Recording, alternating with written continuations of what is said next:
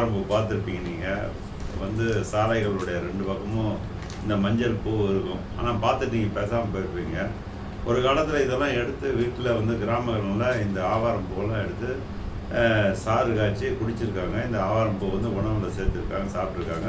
அந்த காலத்தில் நம்ம முன்னோர்கள்லாம் நல்லா வாழ்ந்துருக்காங்க. ஆனால் இப்போ வந்து பார்த்திங்கன்னா இந்த ஆவாரம்பூ இப்போ சித்தர் கோயில் போகிற ரோட்டில் பார்த்திங்கன்னா எங்கெங்கெல்லாம் இரும்பு அதிகமாக மண்ணில் இருக்கோ அங்கெல்லாம் இந்த ஆவாரம்பூ வந்து செடி வளர்ந்துருக்கும். ஏன்னா இரும்பு சத்து இருக்குது. இரும்பு சத்து மட்டும் இல்லை, இன்னொரு மினரல் என்னென்னா பொன்னிறம்.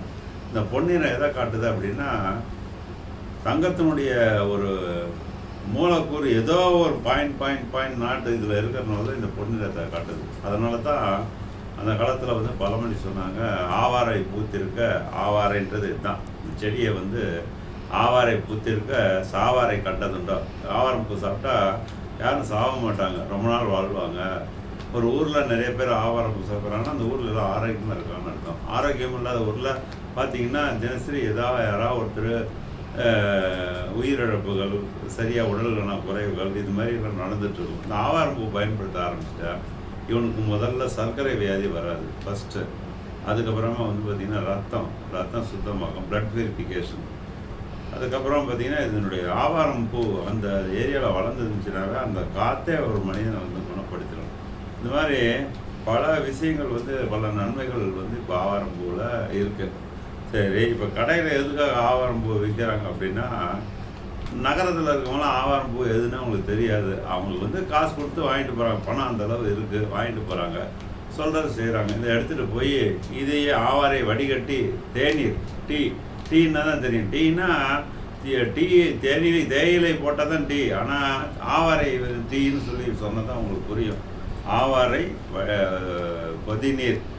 கொதிநீர் என்று நான் தமிழில் சொல்கிறேன். இதை வந்து ஒரு டீ மாதிரி போட்டு உங்களுக்கு இனிப்பு வேணும்னா கொஞ்சம் நாட்டு வெல்லம் கலந்து ஒரு டீ மாதிரி காலையில் பருகுனீங்கன்னா, வெறும் வயிற்றில் பருகிட்டு பேசாமல் ஒன்றான அமைதியாக இருந்தீங்கன்னா அவங்க உடலில் வந்து பலவிதமான மாற்றங்களை பார்க்கலாம்.